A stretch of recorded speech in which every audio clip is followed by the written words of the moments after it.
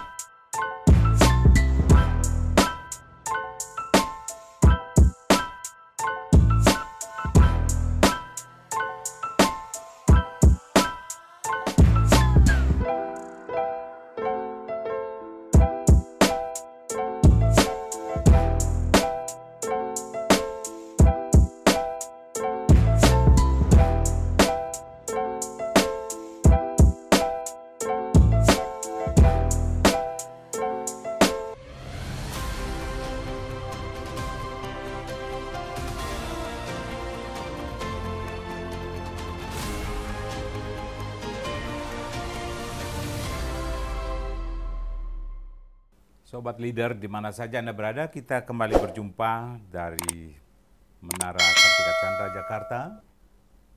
Hari ini kita berjumpa kembali dalam acara Indonesia Satu Channel, sebuah forum diskusi para pemimpin lintas generasi. Hari ini kami didatangi seorang anak muda yang mungkin banyak yang belum tahu, tapi kiprahnya, prestasinya sangat menjanjikan. Dan saya ingin perkenalkan, beliau adalah Dimas Andreansah Kurniawan. Selamat datang, Dimas. Terima kasih Om Freddy. Wah, it's an honor ya bisa ngomong di leader Indonesia Iya, Satu. iya, iya. Dimas ini usianya baru 16 tahun, mau menjalani 17. Tahun depan selesai SMA ya. Ya, yang Dimas baru lagi. ini masuk dalam kelompok generasi Z yang peristiwa 98, peristiwa politik di sebelumnya, karena dia lahir tahun 2005, sudah itu banyak hal yang dia paling dengar dari orang atau baca buku, tidak mengalami.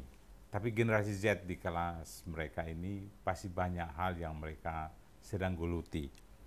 Saya mendapat nama beliau ini, Dimas ini, dari seorang tokoh nasional, Mas To atau Guntur Soekarno Putra. Untuk bisa ngobrol-ngobrol dengan Dimas ini. Dimas, bisa ceritakan Anda lahir di mana sebenarnya? Saya orang Medan asli ya, lahir di Medan, Sumatera Utara, 7 April 2005 di Medan. Jadi ini kamu dari Medan ke sini? Ya, memang setiap bulan saya selalu ke Jakarta untuk berjumpa dengan tokoh-tokoh, keluarga. Oh gitu.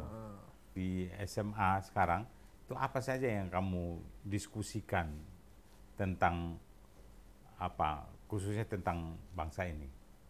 Ya, justru ini menjadi masalah. Diskusinya belum banyak tentang bangsa ini.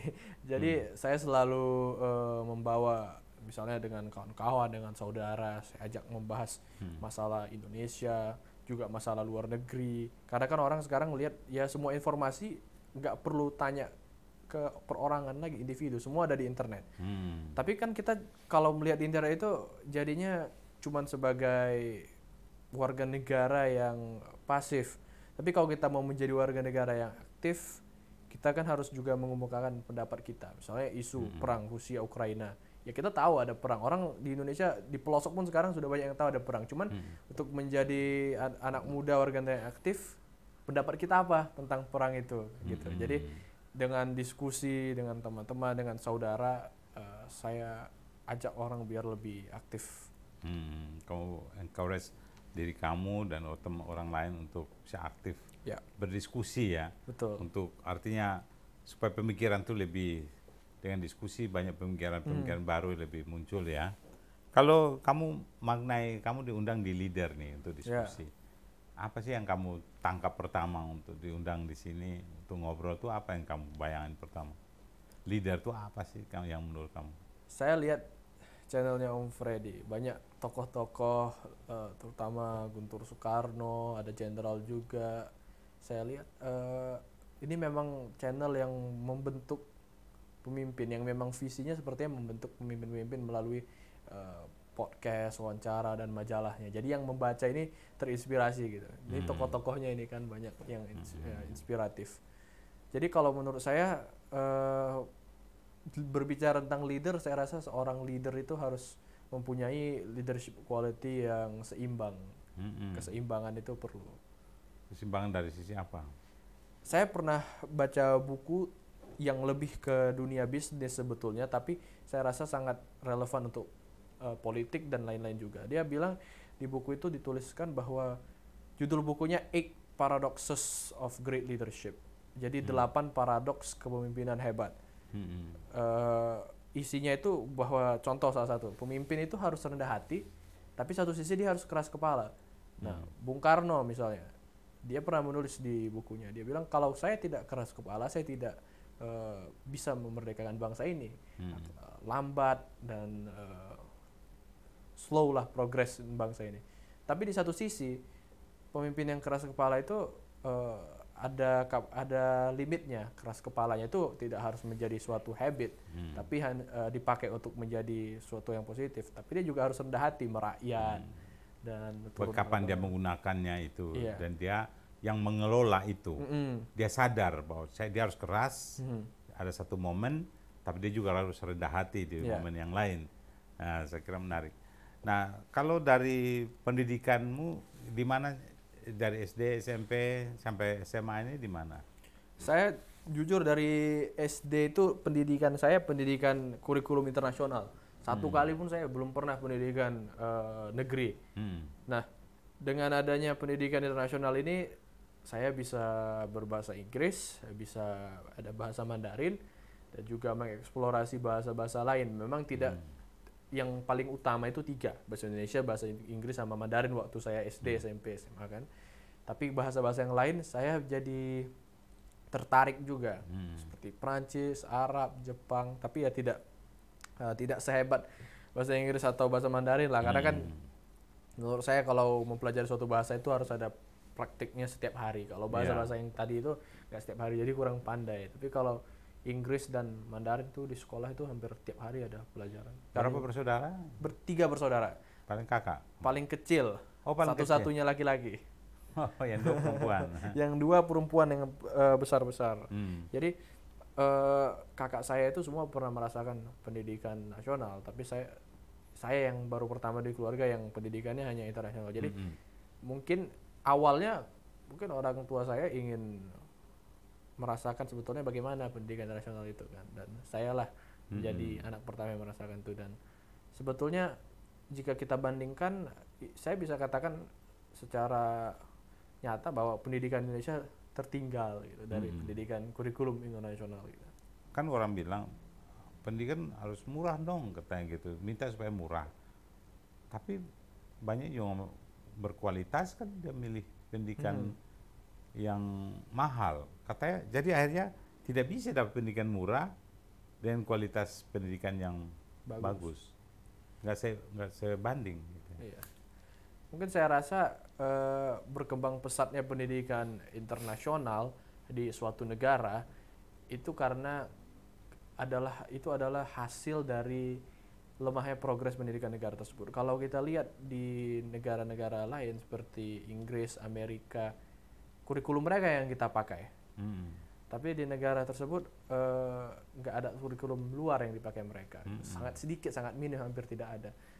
Apa yang kamu bandingkan pendidikan kamu di pendidikan Singaporean International School ya?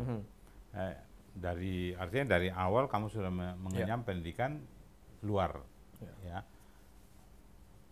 Yang kamu bandingkan dengan teman-temanmu seumur, yang dari pendidikan dalam negeri, itu gimana? Kamu bisa lihatnya bagaimana? Ada perbedaan?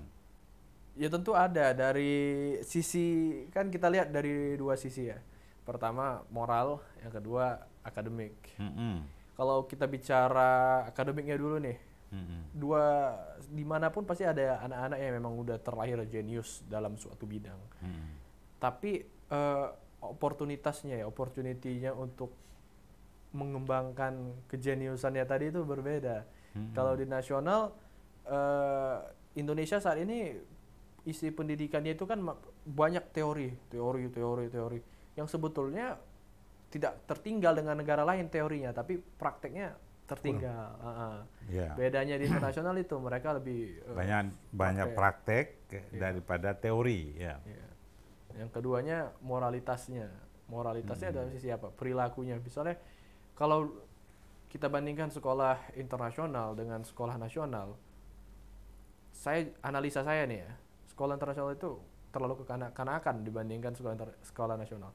Di seumuran SMP SMA di sekolah Indonesia itu kan udah ada yang merokok, ada yang ya segala macam lah. Tentu kan ada batas tertentu tapi kalau di internasional, problem kami itu masih boleh bawa handphone ke sekolah enggak gitu. Jadi perbandingannya itu jauh dari sisi moralitasnya. Saya rasa mungkin salah satu faktornya yaitu tadi lingkungan hidup para siswanya kan. Ada yang kalau di Bukannya di sekolah internasional lebih bebas berpakaian segala macam, tingkat kebebasan tuh lebih katanya lebih bebas, apa betul? ya kebebasan dalam berekspresi ya menurut saya. Tapi tentu ada peraturannya juga. Nah, permasalahannya di nasional itu, peraturan kita sebetulnya negara ini kan ketat. Kita negara yang mengedepankan kedisiplinan. Tapi ketaatannya tadi yang tidak ada. Di internasional karena anak-anaknya memang yang lebih terdidik lah gitu dari keluarga yang memang sudah berpendidikan, terus lingkungan hidupnya juga ya memang udah ya teratur lah, sudah settled lah. Born to be a privileged kid gitu. Jadi ya mengikuti mentaati peraturan yang tadi ya memang udah biasa saja gitu.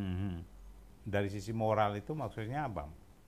Ya perilakunya tadi, perilaku perbandingan. Artinya perilaku di pendidikan internasional lebih bermoral maksudnya Anda daripada di dalam sisi kehidupan sehari-hari ya, tapi dalam sisi berbangsa belum tentu.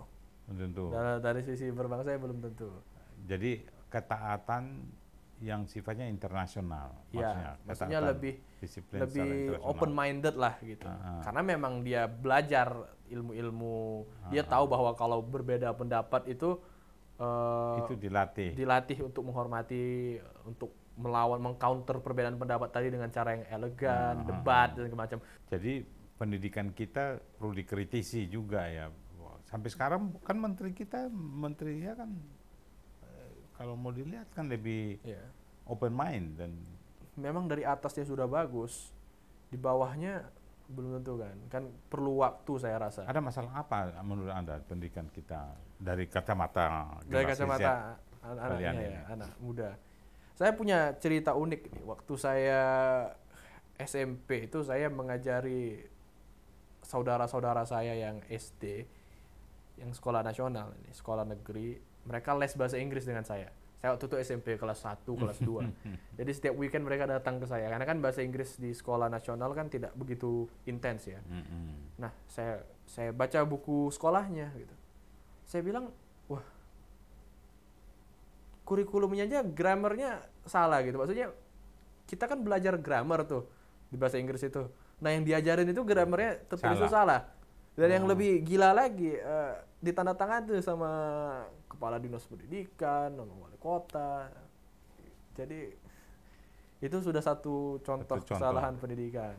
Jadi kita nggak bisa salahkan juga, wah siswa-siswinya kan orang tuanya orang yang tidak kaya, tidak berpendidikan S1, S2, kita tidak bisa salahkan siswanya, tapi memang dari kurikulumnya tadi memang masih ada harus dibenahi gitu. Kayak baru-baru ini kan kurikulum pendidikan, buku pendidikan itu yang ada masalah, itu dengar nggak? Karena cara memaparkan di situ kayaknya tidak sesuai dengan nilai-nilai yang diajarkan di umat Kristiani, sehingga diprotes lalu dicabut. Nah, Itu menurut Anda gimana? Itu salah satu kesalahan juga untuk ini ya. Iya, saya rasa di Indonesia ini berbeda ya. Misalnya kalau kita lihat negara-negara sekuler misalnya kayak Singapura gitu kan, itu pendidikan internasional cocok sekali, ya kan, bebas berekspresi. Tapi kalau di Indonesia kita nggak bisa 100% mengambil mencontoh pendidikan internasional karena negara kita banyak etnis, banyak agama. Jadi tugas pemerintah sebetulnya, terutama Kementerian Pendidikan ini tugasnya tidak boleh terlihat ada suatu bias, suatu agama, suku, etnis, golongan politik yang dominan dalam kurikulumnya tadi. Seharusnya begitu. Padahal kan biaya anggaran pendidikan tuh besar sekali ya. Iya, besar. Menurut Anda besar ya? Besar lah, cukup besar. Cukup besar, tapi Indonesia cukup besar, luas sekali. Jadi memang kan walaupun besar dibagi-bagi kecil juga ya. Tapi kamu uang sekolahnya dari SD berapa sih kalau di sekolah Singapura Internasional? Waktu SD itu uang sekolah saya 5 juta, 6 juta. Sekarang 10 Satu juta. tahun apa sebulan? Sebulan. Sebulan ya? 1 bulan. Ya, sekarang kalau di SMA berapa? 10 juta, 12 juta, 10 juta Satu ke 12 bulan. gitu, 1 bulan. Itu karena di Medan, kalau di Jakarta lebih mahal lagi ya. Iya. Memang beda. Jadi apa yang kita maknai bahwa gak mungkin mau dapat yang berkualitas, tidak mungkin murah ya. Iya. Ya pendidikan kan kita butuh guru yang berkualitas, ya sekolah yang berkualitas, sehingga semua berebutan ke sekolah yang berkualitas dengan guru yang berkualitas. Tapi mahal. Mahal sekali. Yang ada di Indonesia kan swasta yang membuat itu kayak sekolah-sekolah. Tapi enggak juga, hanya berkompetisi mereka. Hanya yang mahal memang kelihatan di sekolah-sekolah internasional ya. Apa yang kira-kira yang perlu yang kamu pingin sampaikan tuh apa soal pendidikan kita ini? Saya rasa yang perlu dilakukan saat ini oleh pemerintah itu masalah isu sosial ini semua pasti ada, dia seperti web ya, seperti jaringnya laba-laba itu kan bercabang-cabang. Tapi di tengah itu ada masalah pendidikan itu, karena di isu apapun pasti berkaitan dengan pendidikan. Semua isu negara ini bisa gawat decision making ya, karena pemimpin-pemimpinnya, gubernurnya, bupatinya, wali kotanya orang yang dua hal: satu, pendidikannya tidak bagus; kedua, terlihat bagus tapi sebetulnya tidak. Ada yang ijazahnya palsu, ada yang ya bayar orang dalam dan segala macam, itu masih ada. Jadi saya rasa selesaikanlah dulu masalah-masalah ya birokrasinya, terus sifat-sifat. Maksud saya implementasikan saja nilai Pancasila tadi benar-benar dalam membangun bangsa ini. Oke. Kita break ya. Sobat, kita break sejenak.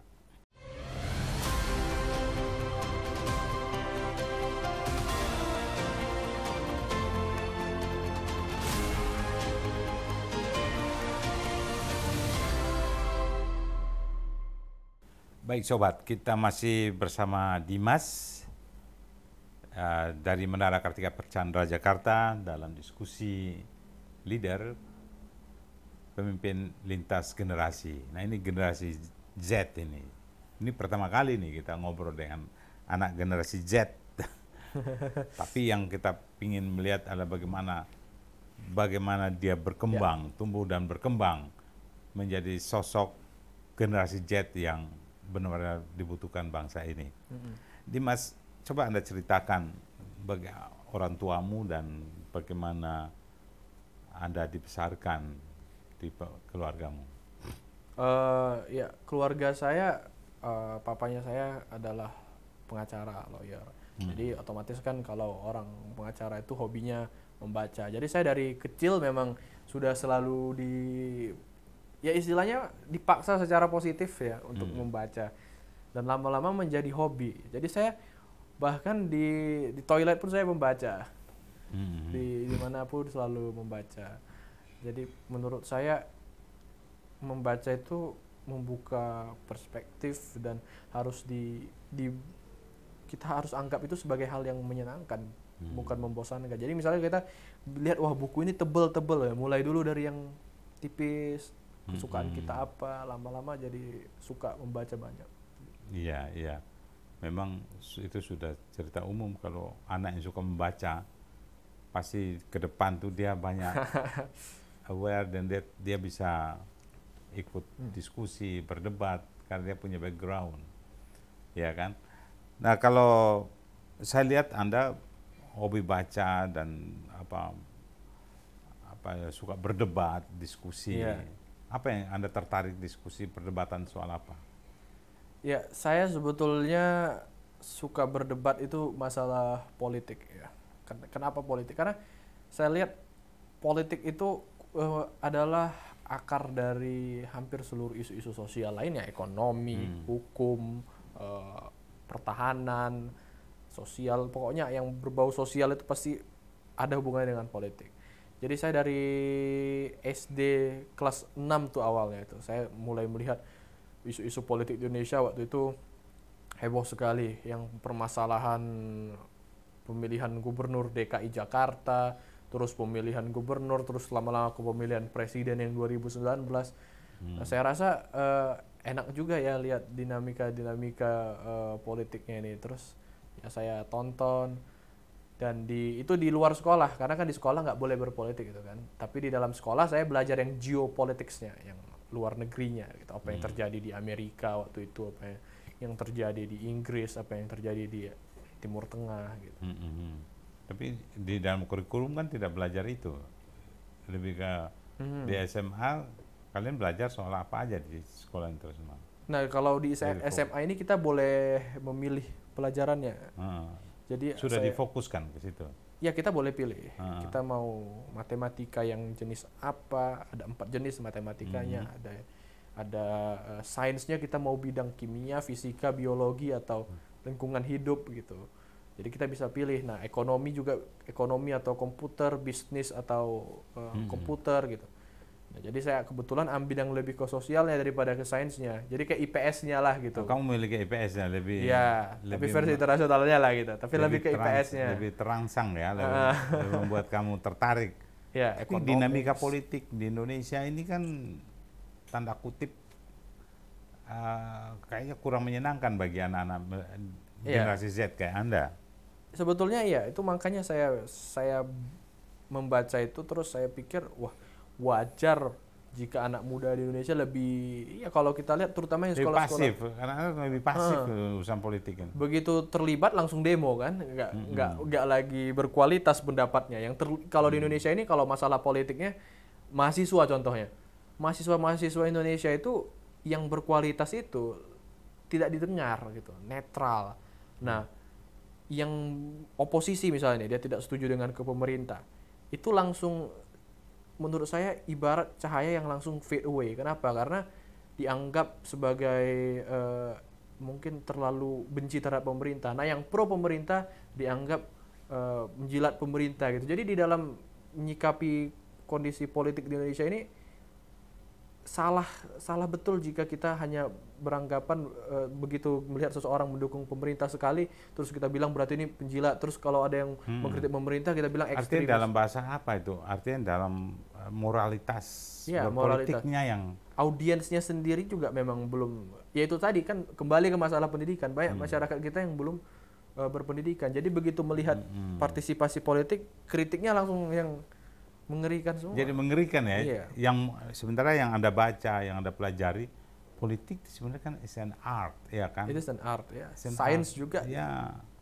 science and art of apa? Diskusi apa? Jadi kenapa dia menjadi kayak ada yang bilang politik itu jahat? Kalau begitu orang bicara yang nadanya berbeda itu dia bilang wah berpolitik seolah-olah jahat. Kalau setelah Anda pelajari dunia ilmu sosial ini gimana Anda?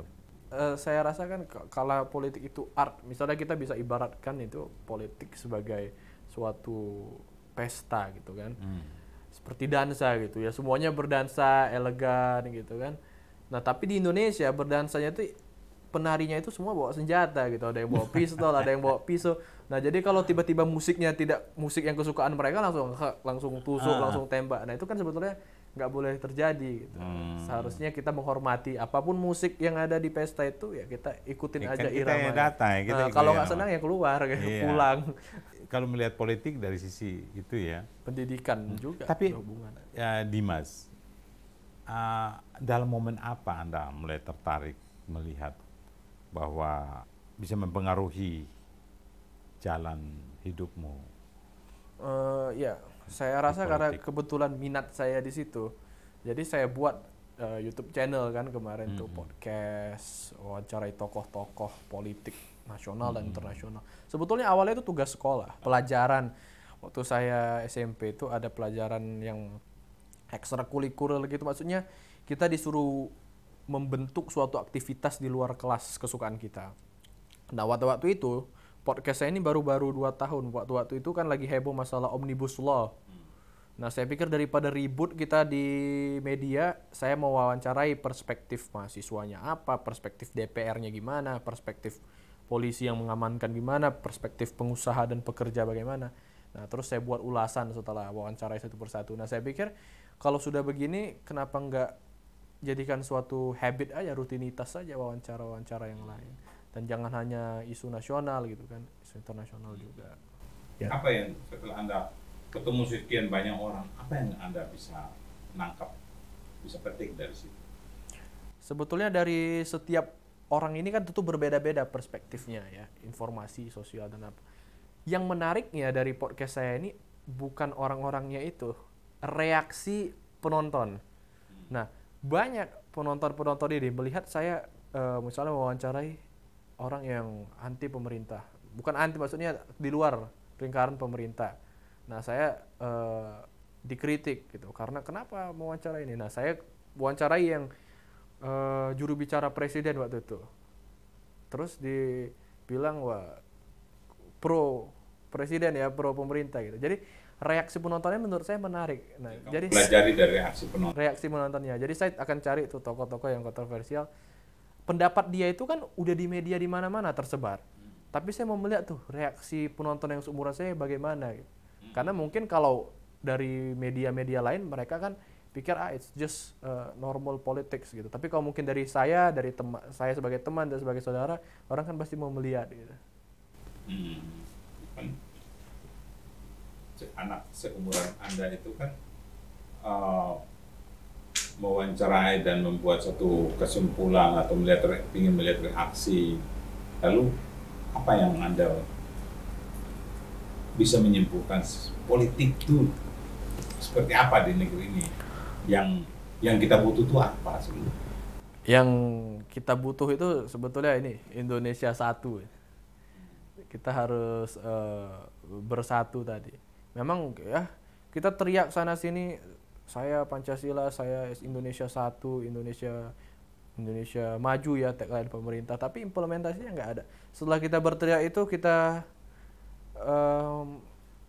tidur, terus kita makan, terus kita tidak lagi mengikuti perkembangan negara ini, ya sama saja gitu. Kita cuman seolah-olah kayak negara ini hanya penting pas 17 Agustus gitu. Nah, itu mentalitas pemimpin dan mentalitas rakyat Indonesia masih seperti itu. Jadi saya rasa kalau begitu terus kita dijajah oleh kebodohan gitu, dijajah oleh. Kalau Dimas di Sekolah International School, Anda belajar tentang Pancasila juga kan enggak? Ada, tapi sedikit waktunya. PKN. Oh, ada. Ada, tetap ada. PKN dan agama. PKN dan agama. Tapi itu yang buat siapa? Pemerintah Indonesia. Ya, Dinas Pendidikan. Dinas Pendidikan itu yang kasih ke teman-teman. Dari situ apa yang Anda maknai? Melihat Pancasila itu seperti apa sih anak-anak generasi Z kayak Anda? Pancasila itu saya baca bukunya Bung Karno. Jalan Pancasila itu bagaimana, yang dahulu awalnya itu bahkan Pancasila itu ada suatu indikasi dominannya agama Islam situ kan, sampai dihapuskan dari Piagam Jakarta menjadi Pancasila, dihapuskan beberapa frasa agar lebih universal. Nah, itu perjalanan panjang Pancasila itu sebetulnya menarik sekali untuk dipelajari biar kita lebih bersatu. Nah, jangankan implementasinya, bahkan kemarin baru-baru ada pejabat DPRD di mana itu, Jawa Tengah atau Jawa Timur kalau nggak salah, yang tidak hafal Pancasila gitu. Tidak hafal Pancasila, apalagi implementasinya gitu. Jadi menurut saya di tingkat implementasinya itu masih banyak. Kalau di sekolah international school seperti Singapura International School, di antara teman-teman Iya. kalian memaknai Pancasila dalam kehidupan kalian sehari-hari itu seperti apa implementasinya? Nah, itu tadi Melihatnya. yang menarik dari Pancasila dan di sekolah internasional itu adalah implementasinya itu tidak berdasar, maksudnya ada nilai-nilai Pancasila yang diimplementasi. Tapi karena banyak yang murid internasional, guru-guru dari luar juga, mereka kan tidak tahu Pancasila itu bagaimana. Bahkan banyak yang tidak hafal lah, yang warga luar.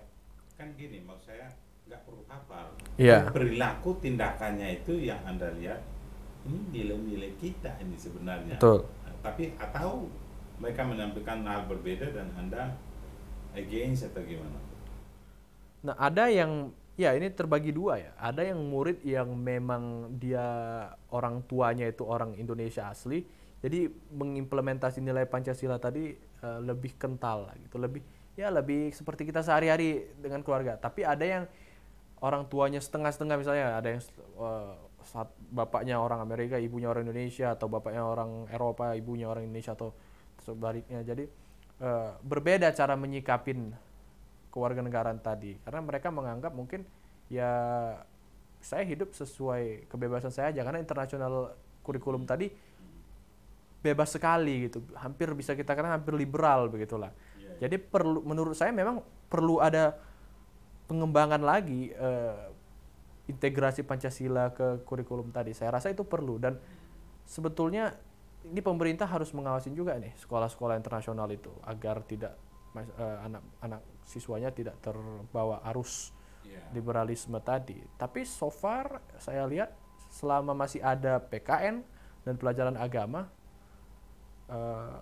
itu teratur. Dan untuk warga negara Indonesia di rumah adalah suatu responsibility keluarga. Misalnya kalau dia orang agama Islam, di rumah dia misalnya dia belajar agama lagi, atau kalau yang Kristen dia tetap harus ke gerejanya, tetap harus nilai-nilainya tadi. Yang kamu pelajari nilai-nilai agama apa agamanya? Kan agama juga, kalau di rumah kan sudah belajar agama. Tapi yang kamu pelajari dari nilai-nilai agama itu apa? Nah, menurut saya dari nilai-nilai agama itu saya pelajarin di sekolah, karena di sekolah itu kan lebih ke teorinya ya, sejarah agama dan segala macam.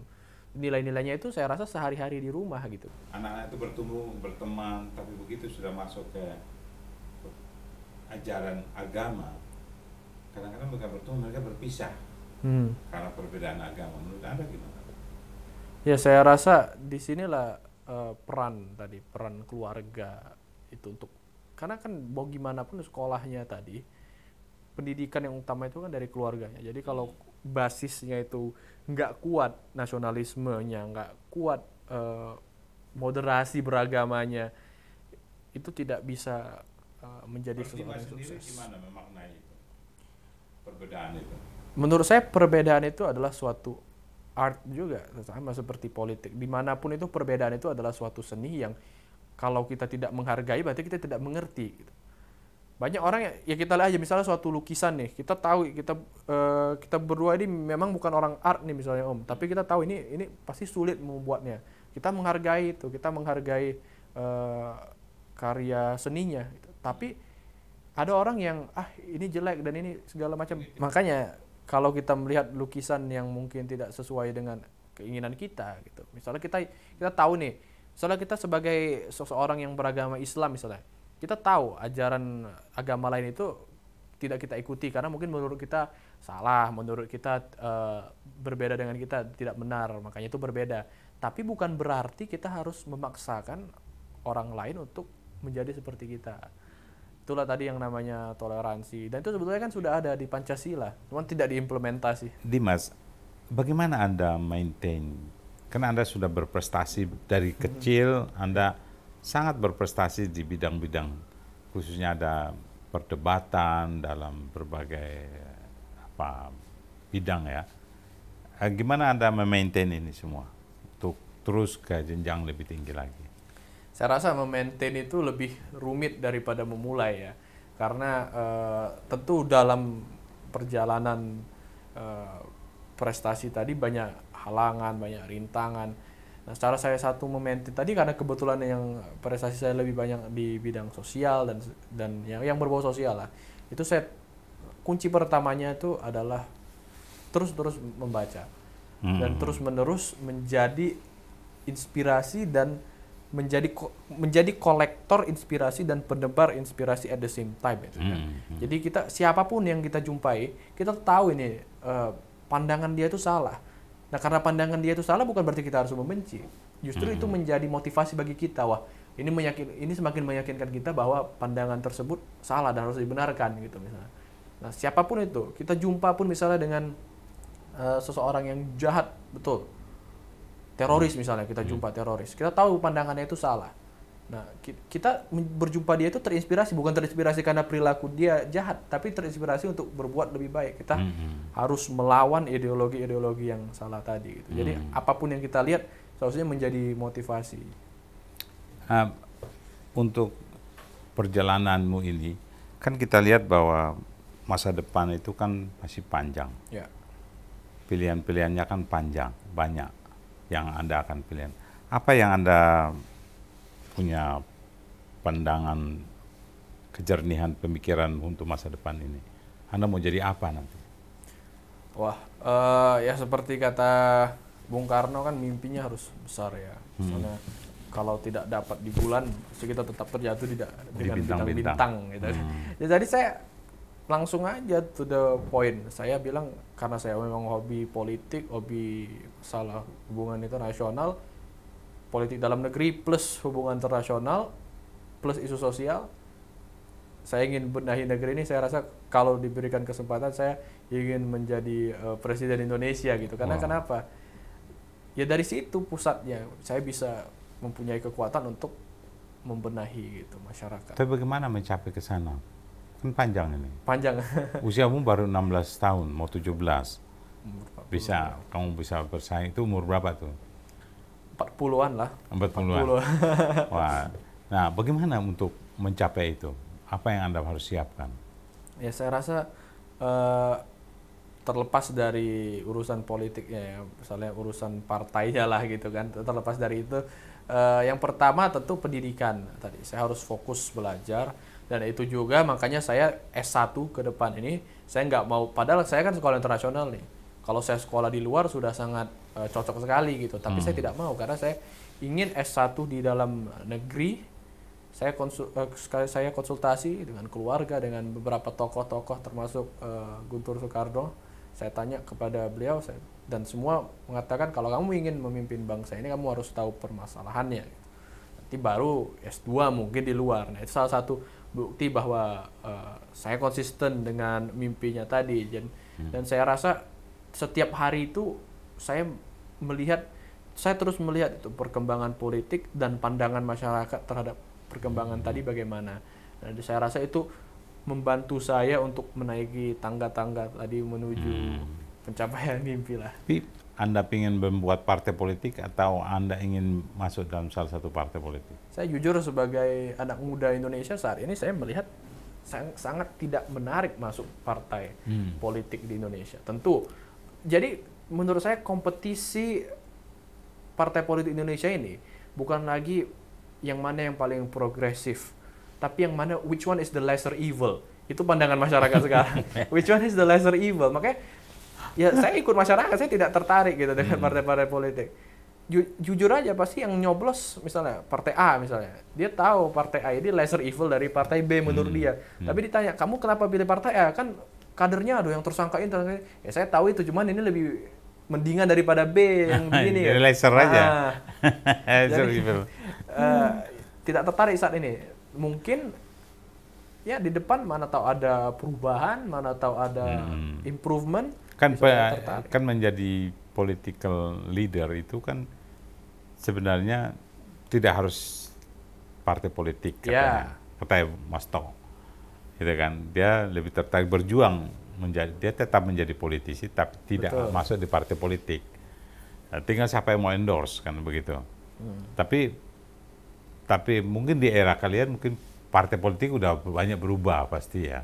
Karena kalau demokrasi kan memang mesti membutuhkan partai politik. Sekarang memang kalau politik itu kan identik dengan evil dan Anda bilang yang ya money politik dan sebagainya. Politik juga membutuhkan financial. Betul. Di semua negara di dunia. Bagaimana Anda menyiapkan itu untuk menapaki ke sana? Ya tentu dalam planning saya nih, saya melihat ke depannya, saya nggak bisa langsung menjadi politikus dan saya tidak mau. Gitu. Banyak orang yang, wah saya mau gila mau jadi presiden misalnya. Ya udah saya ikut partai ini, pasti saya jadi ketua umum, pasti saya dapat jabatan strategis. Saya nggak mau begitu. Saya berkarir independen. Nah nanti partai politik, ya kita mempunyai hubungan yang baik dengan partai-partai politik. Nanti kan mereka sendiri yang melirik gitu. Tokoh dari tokoh dunia, tokoh dalam negeri, yang menjadi inspirasi Anda tuh siapa? Nah kalau dalam negeri tentunya Bung Karno ya, karena buku-bukunya saya sudah baca. Salah satunya apa dari Bung Karno yang Anda petik yang menjadi apa inspirasi Anda? Wah banyak sekali ya. Perjuangan Bung Karno itu sebetulnya kalau kita teliti lebih dalam lagi dari buku-bukunya itu kasihan sekali gitu. Maksudnya menuju kemerdekaan tadi gitu kan. Ya dia nampaknya memang ya sebagai presiden ya ada yang bilang wah mewah dan segala macam. Padahal sebetulnya tidak gitu. Banyak cerita yang masyarakat tidak tahu. Dan pendidikan dia juga bukan yang pendidikan yang ya saya rasa mungkin pendidikan saya sekarang lebih bagus dari pendidikan Bung Karno, tapi apakah saya mempunyai keberanian seperti Bung Karno? Nah itu menurut saya keberaniannya menjadi suatu hal yang patut kita pelajari. Gitu. Di saat ini yang paling menginspirasi menurut saya, di saat dia diterpa isu komunisme dan dia juga diterpa isu at the same time ya diterpa isu tim ini Bung Karno dengan Muhammad Hatta dan seluruh pejuang-pejuang kita, ada yang dibilang pro Belanda, ada yang dibilang pro Jepang, ada yang setelah kemerdekaan dibilang pro komunis. Nah di situ yang kita lihat apa? Resilience-nya, rasa keberaniannya rasa keinginan untuk tetap maju, untuk tetap berbakti. Nah kalau sekarang banyak politisi yang kamu begini, kamu begitu, dia lawan balik dengan buat melapor ke Bareskrim, tersangka gitu.